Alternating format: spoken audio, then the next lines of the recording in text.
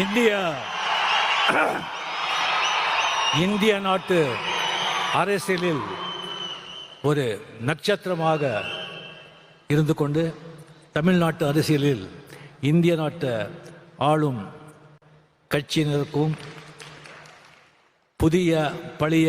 எதிர்கட்சியினர்களுக்கும் ஒரு சவாலாக இருந்து கொண்டு வாங்க 26 பார்க்கலாம் அப்படின்னு தனக்கே உறுதியான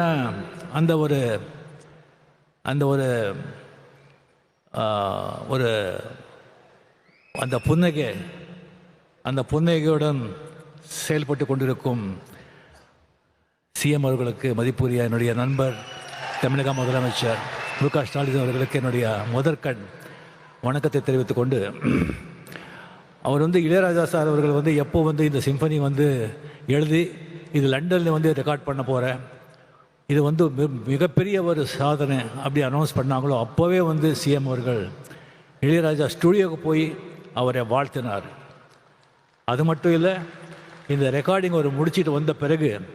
அவருக்கு ஏர்போர்ட்லேயே அரச மரியாதையுடன் வரவேற்று அவருக்கு பெரிய கௌரவம் செலுத்தணும்